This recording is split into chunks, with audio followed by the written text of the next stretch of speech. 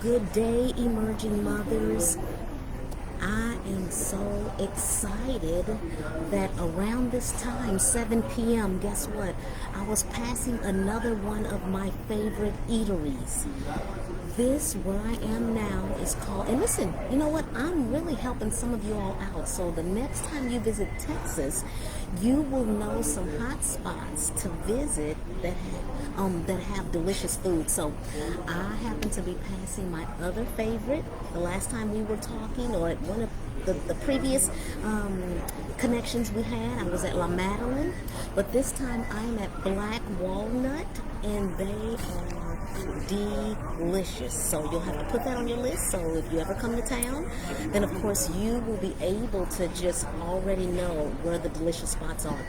You know, and it's so funny too. I'll tell you this, and then we're going to jump right in because I am excited about our topic today.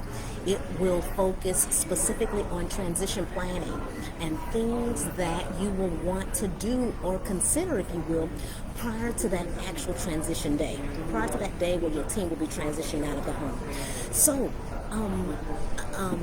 it's so interesting because my mother will say, you know what, you're just, you're out and about, and people sometimes are walking past you, and people are probably looking at you and listening to you, and and all of that. And guess what? She's right, because they're typically people who are sitting nearby at their tables and they're eating. But that is okay, because guess what? Some of the information that I'm giving you all, I'm sure that some of them can probably glean from it as well. So nonetheless, I want to jump in. And again, our focus is going to be on transition planning and what that looks like as a discussion topic from the angle of our mental health, and making sure that we are okay in reference to our health. Because I am convinced that when our team transitions out of the home, and for a number of us, it's like for me, in the next 3 years, my freshman, she's a freshman right now, but she will be transitioning out of the home, and then it will be my hubby and I.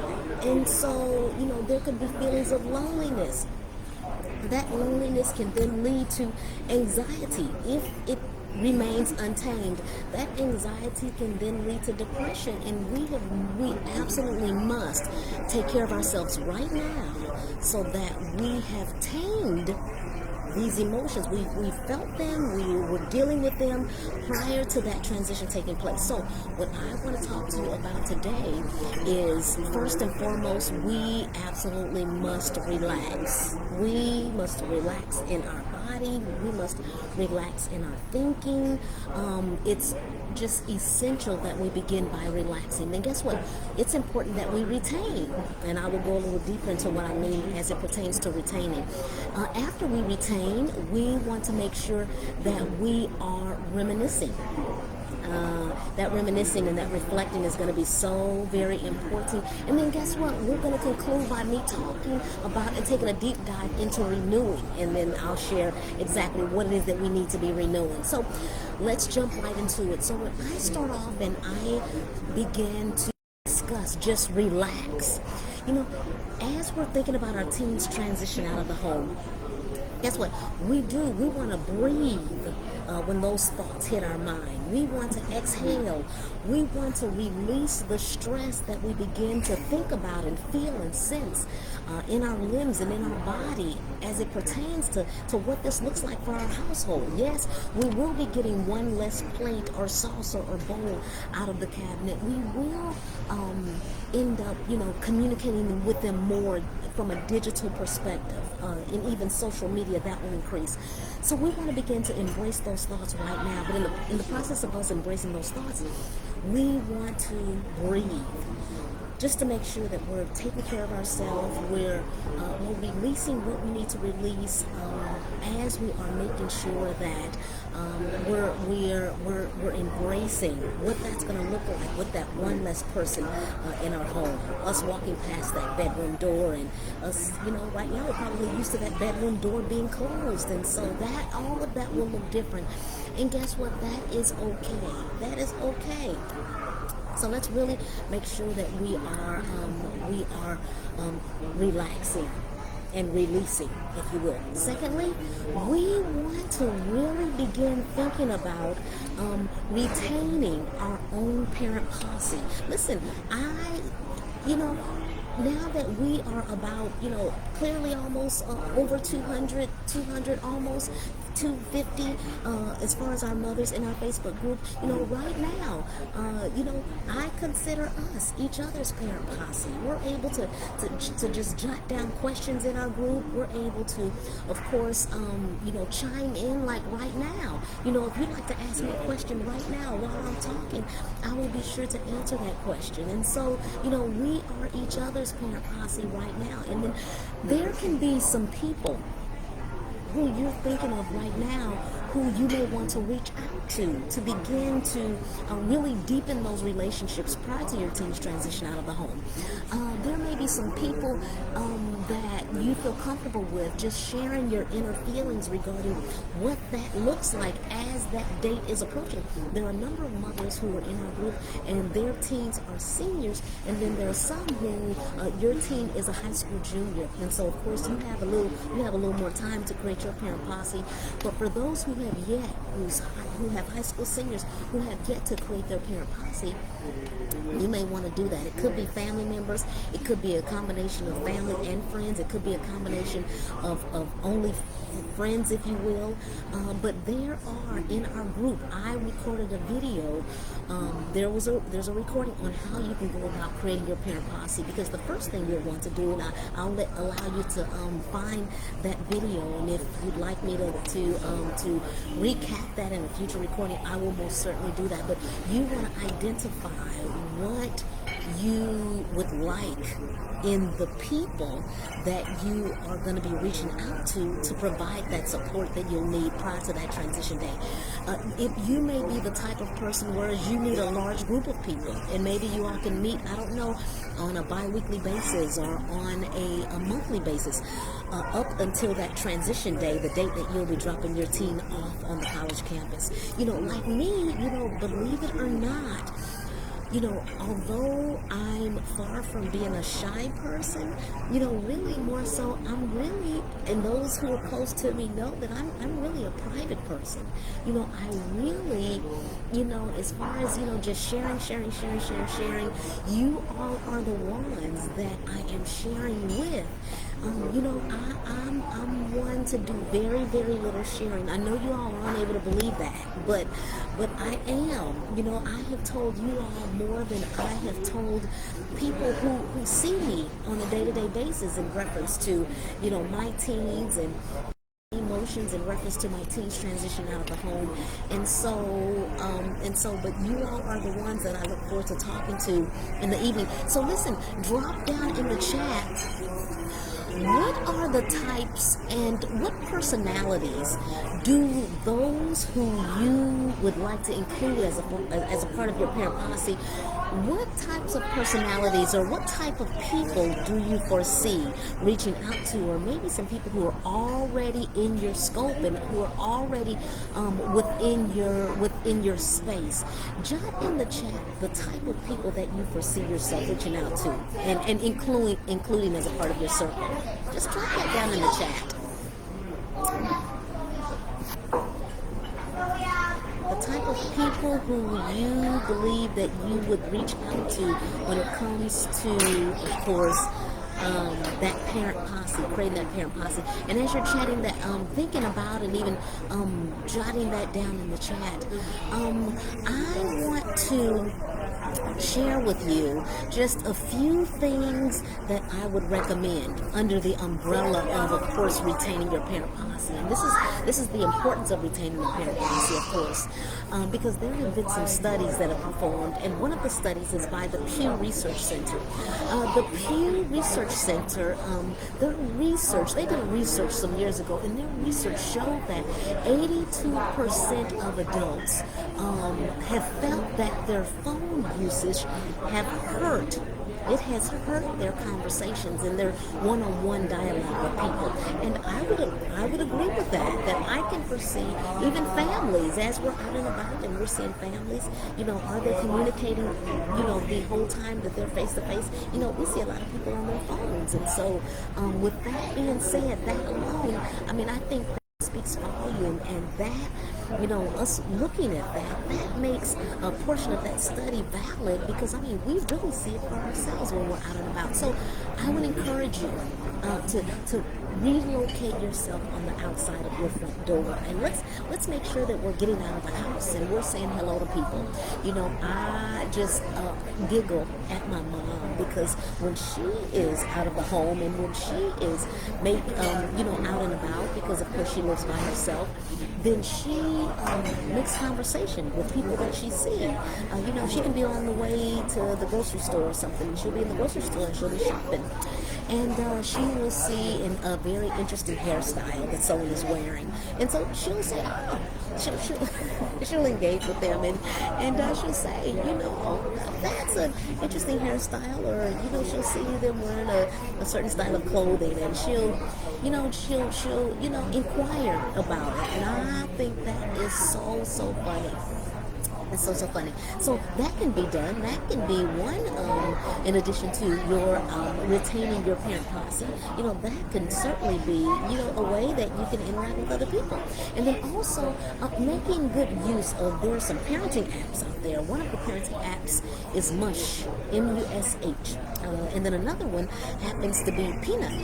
That's an app as well. That can increase and encourage some parent interactions, and you're having an opportunity to, of course, have meaningful dialogue with other mothers. Those can be helpful. If you know of any apps, feel free to drop them in the chat, and so we can also know what apps you've been using, of course, just so that other mothers are able to use them as well. And then guess what? Something else you can do, in addition to retaining your parent posse, is you can catch up on your reading. And I need to catch up on my reading, and so I would encourage you, inspire you, and motivate you to catch up on your reading as well, or increase your meditation and grow. This can be a good opportunity to begin right now, growing closer with the Master. I just love Scripture, and Scripture, I love it. He says, even in His Word, to call out to me, and I will answer you, and I will tell you those unsearchable things. And some translations say those unspeakable things you do not know. So if you want to glean the wisdom of God, then I would encourage you to begin increasing your meditation.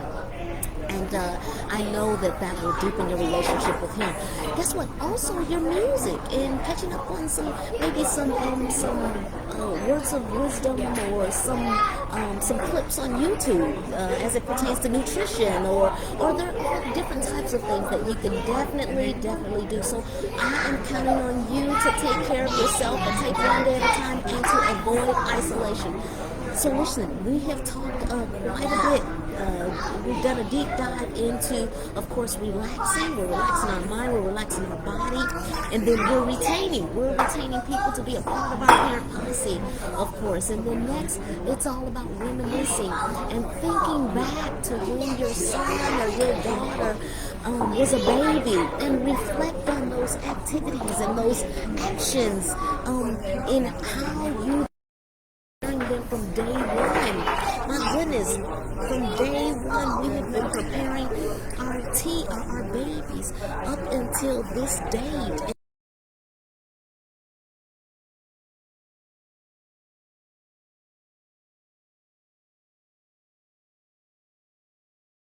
Involved in their lives, and so whether we know it or not, we've been preparing them for that, and that has been from the beginning of time, even before they were here. We have been thinking about them and preparing for them, even if that had to do with setting up college funds and all of that. We knew that they were going to be leaving the home, and so let's just spend time. It's okay to reminisce on those, and on those times, and the posturing and the positioning that we found ourselves, of course, maneuvering within in order to get them ready. And then last but not least, let's make sure that we are renewing our mind with the thought in the forefront of our mind, that of course we are going to make sure that they are prepared. And at this point, when it arrives to that transition day, we have done the best we could with what we have at the time we've been given. So listen, absolutely no regret.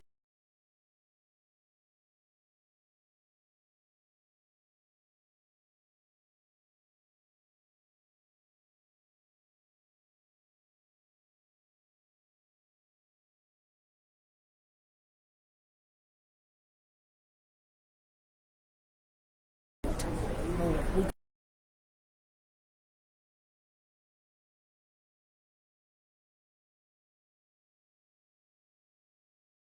connect.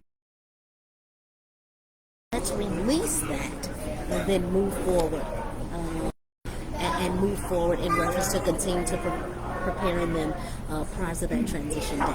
So listen, if there are any questions right now, I will allow a few seconds to drop something in the chat. And so that way I'm able to answer whatever questions you have.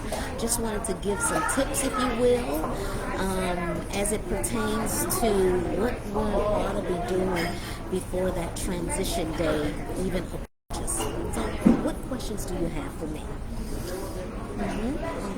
What questions do you have for me?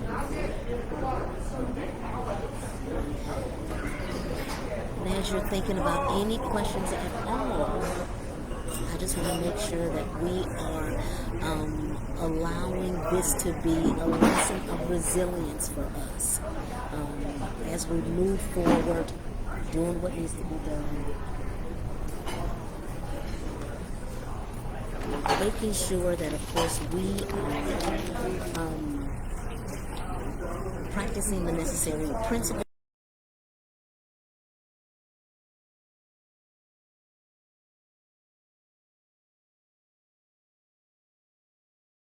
Anything at all.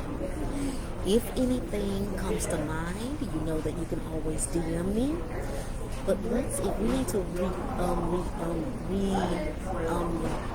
review this recording again, just to make sure that we're jotting down those things that we could be doing right now, so that it's in line with us preparing ourselves for that big day. Listen, our workshop is quickly approaching. It's going to be at the end of March. I will give those dates here within the next week, so that we can make sure that we are prepared, and there will be more tips taught, more gems dropped. I simply cannot wait. Take care of yourselves. Love you all. I'm praying for you because I know that May is right around the corner. Can you believe that February is over and we are in the beginning of March? It's quickly approaching, and my hope, my goal, my focus is to prepare you. Again, if there's anything else, if you will drop me a message, DM me, if you will, then I'll be sure to get back with you. Thank you so much. Take care, and I'll see you next time. Bye.